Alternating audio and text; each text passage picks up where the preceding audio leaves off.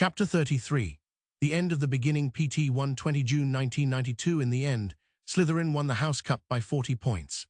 After discovering that Professor Snape was not in his rooms, Olivia Columbico used her cheetah patroness to send a message to Snape, McGonagall and Flitwick, advising them that she had an important message from Harry Potter about a life-threatening emergency involving Professor Quirrell and some stone stored on the 3rd floor. It was actually Flitwick who awarded her 10 points for quick thinking and a creative use of an extremely difficult charm. Harry made a point of not gloating or even looking at Jim as Dumbledore awarded the cup to the Slytherins, which the boy who lived thought was probably the nicest gesture Harry had ever made to him. Hermione finished the year top-ranked among the firsties, as expected, though Neville topped her in herbology and Harry narrowly did in Dada. In potions, she only beat out Lavender Brown by 2 points, which the other girl accepted with good humor, even as she promised to study all summer long so she could beat Hermione in the fall. Among Slytherins, Harry finished at the top, followed by Blaise Zabini, Daphne Greengrass, and Draco Malfoy. Theo Knott had solid grades, and Crabbe and Goyle passed by a comfortable margin to the astonishment of them both. Jim barely snuck into the top 10 in his class, with Ron quite a bit lower. Finally, early on the morning of the 20th, the students loaded onto the Hogwarts Express for the long journey home. For Harry, that meant the Dursleys, though he'd been communicating with his solicitors for weeks and was actually looking forward to seeing his relatives again, and their reaction to the changes that were forthcoming. As his 2 sons were boarding the train for home, James Potter was hundreds of miles away, sitting in a stately office with a panoramic window view of Gringotts Bank and the London skyline beyond it. While Harry communicated with his solicitors through owls, James had both the time and money for a private consultation.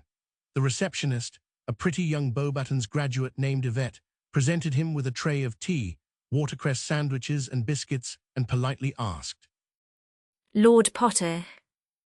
to wait patiently for just a few minutes, as her employer was on an important flu call but would be in soon. Left to his own devices, James took in the expensive artwork on the walls and the antique desk in front of the window. He considered once again how well his friend had done for himself over the last decade, a success that was due in no small part James' own patronage. As he waited, James idly bit into a macaroon while thinking back to his last conversation with Dumbledore. The old man wasn't totally on board. He was still outraged by James' treatment of Harry, which was only fair since James was quite disgusted with it himself. But once James had revealed his secret to the headmaster, Albus agreed to remain neutral in the Wizengamot, at least for the time being. He still insisted that he would reveal the prophecy to Harry if and when he mastered occlumency. James shuddered. He remembered his own occlumency training at the Aura Academy. He'd reached 3rd level, the minimum requirement for an aura, and stopped, unnerved by the way occlumency affected his personality, and he was uncomfortable with Harry learning it, let alone Jim. Of course, he'd pretty much forfeited his right to forbid Harry from studying the field at this point, but he hoped the boy wouldn't delve too far into mind magic. Suddenly, the door opened, and a dignified man roughly James's age strode in. He'd lost a good bit of weight since the last time James had been here in person, but his elegant professional robes still fit well.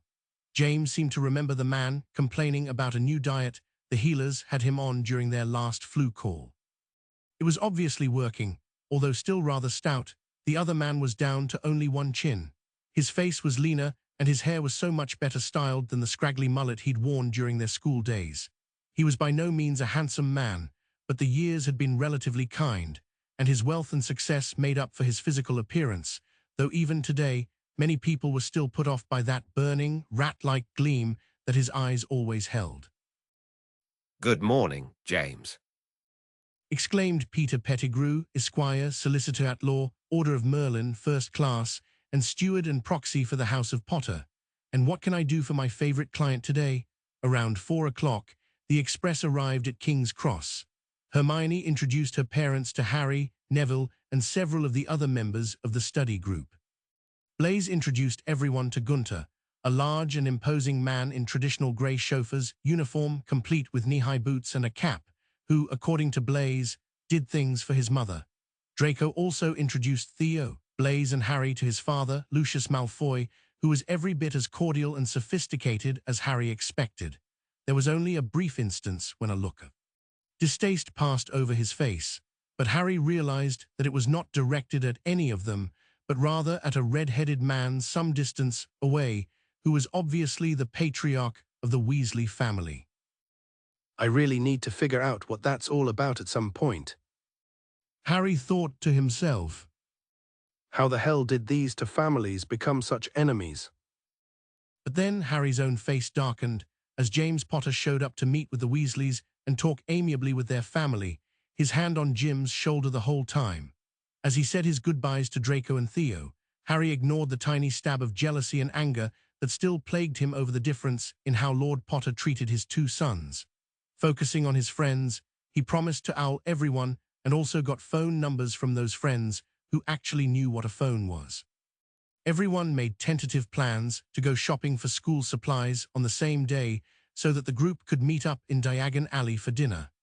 Hermione actually wanted everyone to meet up in London at some point and take in a movie or a play, an idea that delighted the Muggleborns but clearly unnerved the more traditionally raised children.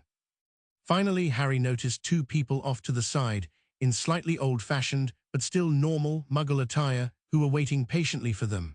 A brunette woman in her early 30s in a dark blue pencil skirt and matching jacket, and a slightly older man in a charcoal business suit with a cut appropriate to the 1940s. As the crowd thinned, the two walked over. Mr. Harry Potter, I presume. Said the woman. Harry nodded. It's a pleasure to finally meet you face to face.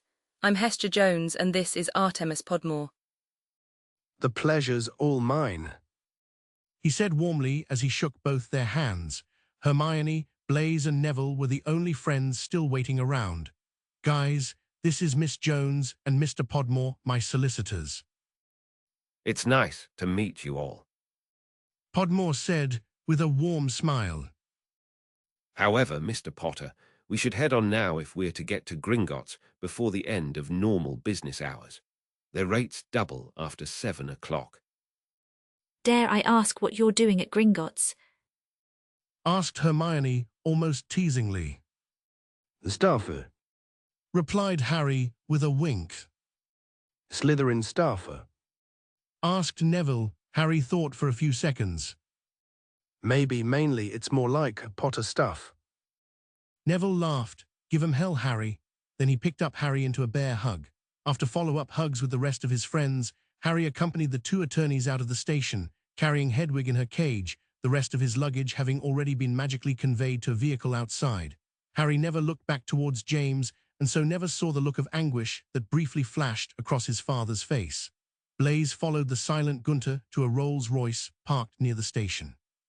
As the chauffeur was loading the boy's trunk, a stylish woman with olive skin and jet-black hair stepped out of the vehicle to give the boy a hug and a kiss on the forehead. Then, Serena Zabini, her son and her driver got back into the Rolls, and it pulled away.